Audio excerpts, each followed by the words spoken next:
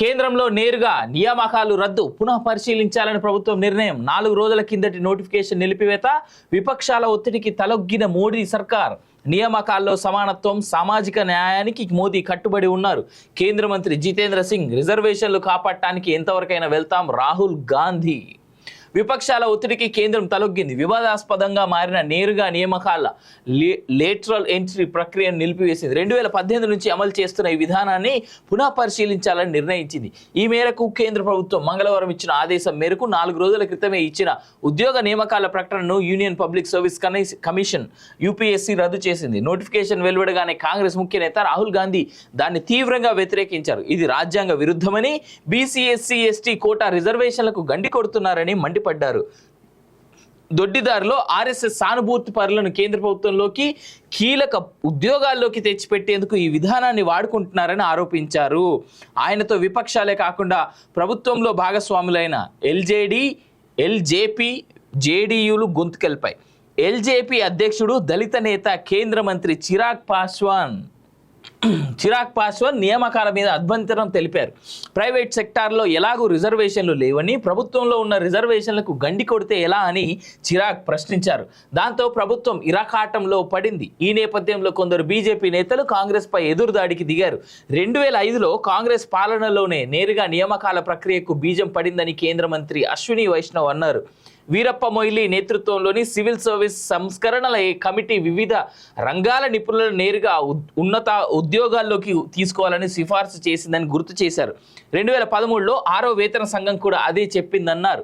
దాన్నే 2018లో మోడీ సర్కార్ అమలు చేసిందని తెలిపారు. కాగా కూటమిలో అభ్యంతరాల నేపథ్యంలో ప్రధాని కార్యాలయం చిరాగ్ పాస్వాన్తో సంప్రదింపులు జరిపింది. పీఎంఓ ఆదేశాల మేరకే రద్దు నిర్ణయం వెలువడింది. కేంద్రంలోని వివిధ శాఖల్లో joint secretary, director, deputy director హోదాలో 45 మందిని నేరుగా నియమించడానికి ఈ నెల 17న యూపీఎస్సీ నోటిఫికేషన్ ఇచ్చింది. దానిపై రాజకీయ వివాదం రాజుకోవడంతో మంగళవారం ఉదయమే సిబ్బంది శాఖ మంత్రి జితేంద్ర సింగ్ సదరు ఉద్యోగ ప్రకటన రద్దు చేయాలని కోరుతూ యూపీఎస్సీకి లేఖ రాశారు. నోటిఫికేషన్ రద్దు చేస్తూ మంగళవారం యూపీఎస్సీ సర్క్యులర్ జారీ చేసింది. నేరుగా నియామకాల ప్రక్రియను పునః పరిశీలించాలని నిర్ణయించామని మంత్రి తన లేఖలో పేర్కొన్నారు. కాగా కాంగ్రెస్ ప్రభుత్వ హయాంలోనే ఆధార్ సంస్థ యుఐడిఏఐ చైర్మన్గా నందన్ నీలేకనిని ఇదే పద్ధతిలో నియమించారని గుర్తు చేశారు. కేంద్రం నిర్ణయం వెలువడగానే రాహుల్ గాంధీ రాజ్యాంగాన్ని, రిజర్వేషన్ల వ్యవస్థను రక్షించడం కోసం ఎంతవరకైనా వెళ్తామని ఎక్స్లో పోస్ట్ పెట్టారు. అంటే హమ్ కరేతో సంసార్ తుమ్ కరేతో వ్యభిచారని ఒక సామెత ఉంటుంది. ఇక్కడ ఓన్లీ నామినేటెడ్ పదవులకి, దాంట్లో కొన్ని రకాలైనటువంటి పదవులకి మాత్రమే మేము కొంతమంది తీసుకొచ్చి పెడతామని చెప్పేసి ఈ ప్రభుత్వం చెప్పేసి, ఇన్ఫ్యాక్ట్ సెంట్రల్ గవర్నమెంట్లో ఏ ప్రభుత్వం వాళ్ళకి తగినట్టుగా వాళ్ళ అధికారులను వాళ్ళు మార్చుకోవచ్చు, పెట్టుకోవచ్చు. దేనికోసం? ఓన్లీ ఎక్స్పర్టీస్ అండ్ ఎక్స్పీరియన్స్ ఉన్నటువంటి అధికారులు మాత్రమే తీసుకొచ్చి పెడతారు. బట్ వాళ్ళని కూడా వద్దని అంటా ఉన్నారు. నేను మీ అందరూ గుర్తుందో లేదో, బీజేపీకి కేవలం 240 సీట్లు మాత్రమే ఈ దేశ ప్రభుత్వం ఇచ్చిన తర్వాత, ఈ దేశ ప్రజలు ఇచ్చిన తర్వాత, 240 సీట్లు బీజేపీకి ఇచ్చిన తర్వాత అనిశ్చితికి చాలా పెద్ద ఎత్తున అవకాశం ఉందని చాలాసార్లు చెప్పిన నేను ఒప్పుకోలే కదా. నేను హనుమంతుల్లాంటోని అని చెప్పింది ఎవరు? చిరాగ్ పాస్వాన్. ఇవాళ ఏమన్నాడు? నియామకాలకి ఆయన అడ్డుకూస్తున్నాడు. రిజర్వేషన్లు పెట్టాల్సిందే, ఏం సంగతి, మీ కథ ఏందో, మీ సంగతి ఏందో చూస్తా అని చెప్తా ఉన్నాడు. ఇది అయిపోయిందా?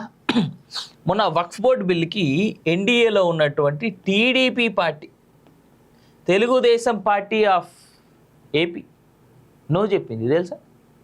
తెలుసా ఎంతమంది తెలిసే విషయం?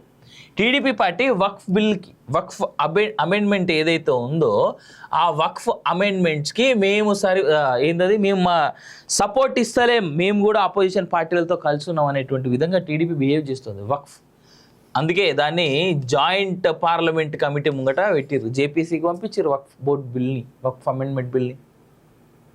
ఇదే కాదు, ఇవాళ నారా చంద్రబాబు నాయుడు అనేటువంటి వ్యక్తి మీద కొన్ని క్రిస్టియన్ సంస్థలు చాలా పెద్ద ఎత్తున కుట్ర చేస్తూ, ఆయన ఏదైతే ఎన్డీఏలో సపోర్ట్ చేస్తూ ఉన్నాడో ఆ సపోర్ట్ని విత్డ్రా చేసేందుకు పెద్ద ఎత్తున చర్యలు జరుగుతూ ఉన్నాయి.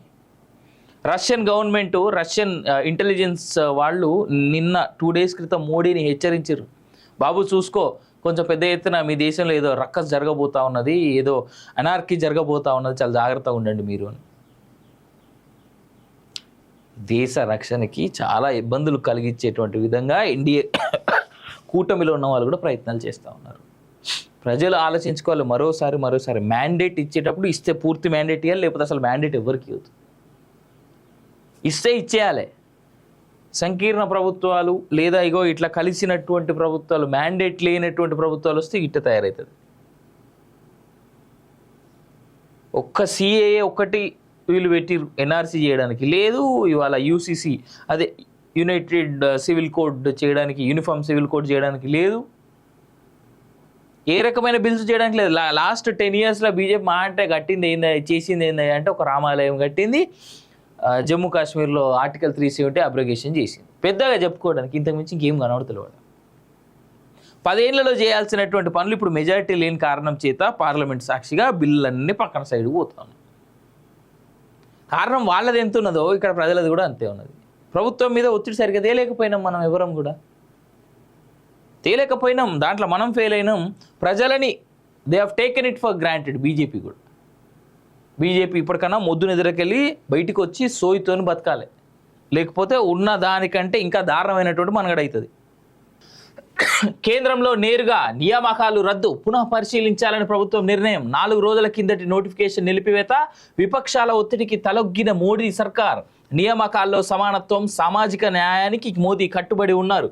కేంద్ర మంత్రి జితేంద్ర సింగ్, రిజర్వేషన్లు కాపాడటానికి ఎంతవరకైనా వెళ్తాం రాహుల్ గాంధీ. విపక్షాల ఒత్తిడికి కేంద్రం తలొగ్గింది. వివాదాస్పదంగా మారిన నేరుగా నియామకాల లేటరల్ ఎంట్రీ ప్రక్రియను నిలిపివేసింది. 2018 నుంచి అమలు చేస్తున్న ఈ విధానాన్ని పునః పరిశీలించాలని నిర్ణయించింది. ఈ మేరకు కేంద్ర ప్రభుత్వం మంగళవారం ఇచ్చిన ఆదేశం మేరకు 4 రోజుల క్రితమే ఇచ్చిన ఉద్యోగ నియామకాల ప్రకటనను union public service commission UPSC రద్దు చేసింది. నోటిఫికేషన్ వెలువడగానే కాంగ్రెస్ ముఖ్య నేత రాహుల్ గాంధీ దాన్ని తీవ్రంగా వ్యతిరేకించారు. ఇది రాజ్యాంగ విరుద్ధమని, బీసీ, ఎస్సీ, ఎస్టీ కోటా రిజర్వేషన్లకు గండి కొడుతున్నారని పడ్డారు. దొడ్డిదారిలో ఆర్ఎస్ఎస్ సానుభూతి పరులను కేంద్ర ప్రభుత్వంలోకి కీలక ఉద్యోగాల్లోకి తెచ్చిపెట్టేందుకు ఈ విధానాన్ని వాడుకుంటున్నారని ఆరోపించారు. ఆయనతో విపక్షాలే కాకుండా ప్రభుత్వంలో భాగస్వాములైన ఎల్జేడీ, ఎల్జేపీ, జేడీయూలు గొంతుకెళ్పాయి. ఎల్జేపీ అధ్యక్షుడు దళిత నేత కేంద్ర మంత్రి చిరాగ్ పాస్వాన్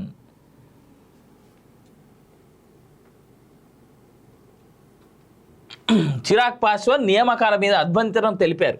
ప్రైవేట్ సెక్టార్లో ఎలాగూ రిజర్వేషన్లు లేవని, ప్రభుత్వంలో ఉన్న రిజర్వేషన్లకు గండి కొడితే ఎలా అని చిరాగ్ ప్రశ్నించారు. దాంతో ప్రభుత్వం ఇరకాటంలో పడింది. ఈ